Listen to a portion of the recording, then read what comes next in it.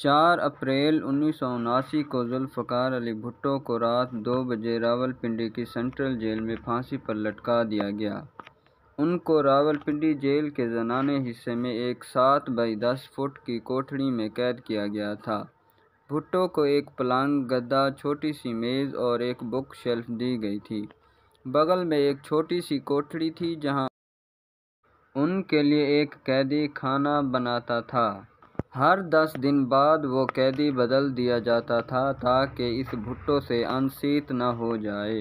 کبھی کبھی بھٹو کے دوست اور دانتوں کے مشہور ڈاکٹر نیازی ان کے لیے کھانا بھیجا کرتے تھے۔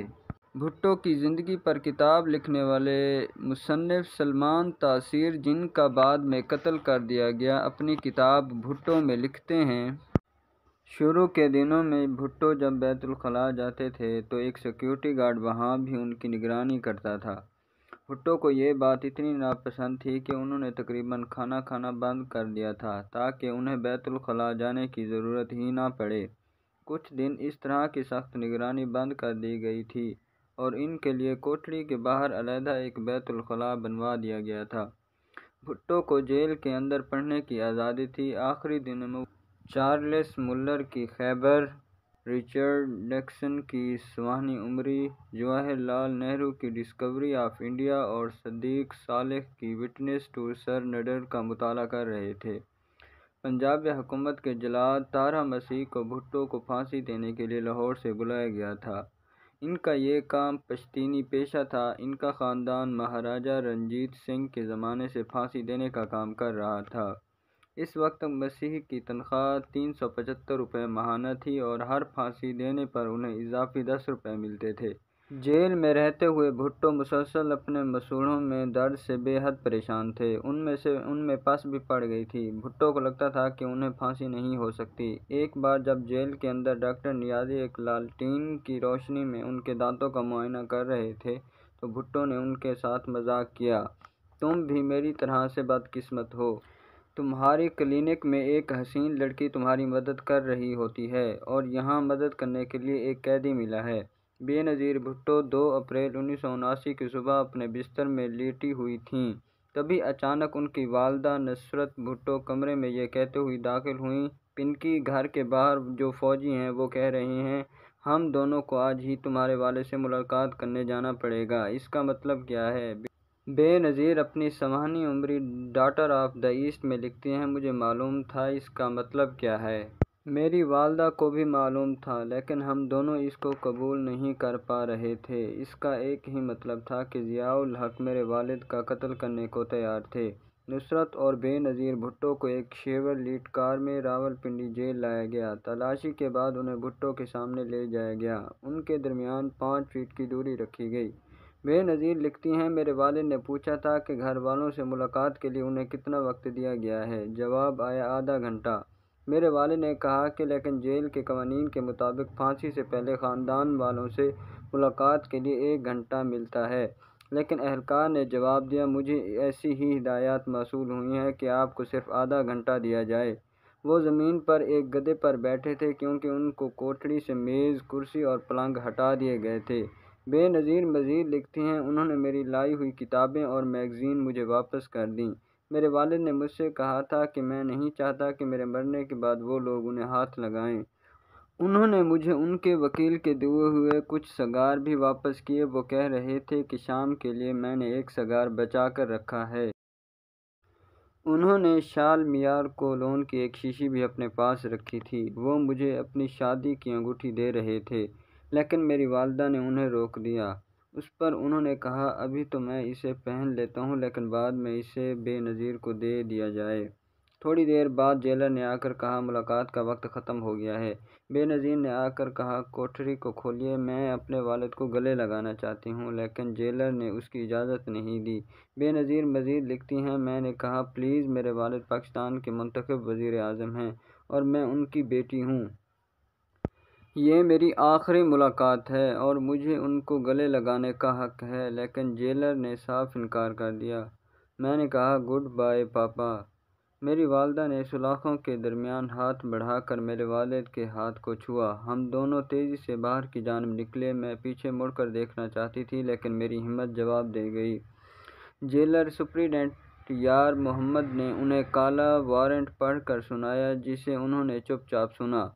بھٹو نے کوٹڑی کے باہر کھڑے گارڈ کو بلایا اور ڈپٹی سپرنٹنڈنٹ سے کہا کہ مرنے کے بعد میری گھڑی اس کو دے دی جائے۔ 8:05 بعد بھٹو نے اپنے ہیلپر عبد الرحمن سے کافی لانے کے لیے کہا۔ انہوں نے رحمان سے کہا کہ اگر میں نے تمہارے ساتھ کوئی بدسلوکی کی ہو تو اس لیے مجھے معاف کر دیں۔ سپریم کورٹ کی جانب سے ان کی رحم کی اپیل مسترد کیے جانے کے بعد ان کا ریزر اس لیے واپس لے لیا گیا تھا کہ کہیں وہ اس سے خودکشی نہ کر لیں۔ سلمان تاثیر لکھتے ہیں، بھٹو نے کہا مجھے داڑھی بنانے کی اجازت دی جائے، میں مولوی کی طرح اس دنیا سے نہیں جانا چاہتا۔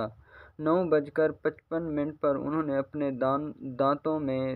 دانتوں میں برش کیا، چہرہ دھویا اور بال بنائے، اس کے بعد وہ سونے چلے گئے۔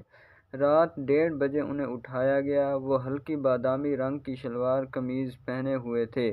جیل اہلکاروں نے کپڑے تبدیل کرنے پر زور نہیں دیا۔ جب سیکورٹی اہلکاروں نے ان کے ہاتھ پیچھے باندھنے کی کوشش کی تو انہوں نے اس کی مخالفت کی۔ آخر کار انہوں نے زبردستی ان کے ہاتھ رسی سے باندھ دیے۔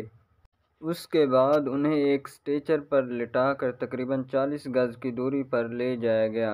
سلمان تاثیر مزید لکھتے ہیں، اس کے بعد بھٹو اسٹریچر سے خود اتر گئے اور پھانسی کے پھندے تک خود چل کر گئے۔ جلاد نے ان کا چہرہ کالے کپڑے سے ڈھانپ دیا۔ ان کے پیر باندھ دیے گئے۔ جیسے ہی 2:04 پر مجسٹریٹ بشیر احمد خان نے اشارہ کیا، جلاد تارا مسیح نے لیور کھینچا۔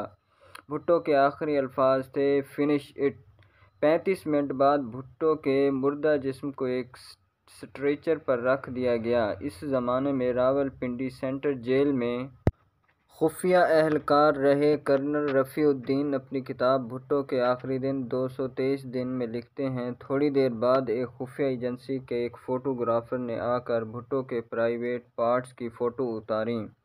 حکومت اس بات کی تصدیق کرنا چاہتی تھی کہ آیا بھٹو کی اسلامی طریقے سے ختنے بھی ہوئے تھے یا نہیں۔ تصاویر اتارنے کے بعد اس بات میں کوئی شک نہیں رہا کہ بھٹو کے ختنے ہوئے تھے۔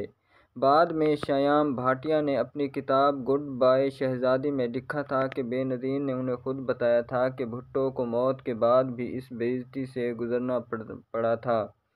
بے نظیر اپنی سمانی عمر میں لکھتی ہیں کہ ممی کی دی نیند کی ویلیم گولیوں کے باوجود ٹھیک 2 بجے میری آنکھ کھل گئی اور میں زور سے چلائی، نو نو، میری سانس رک رہی تھی۔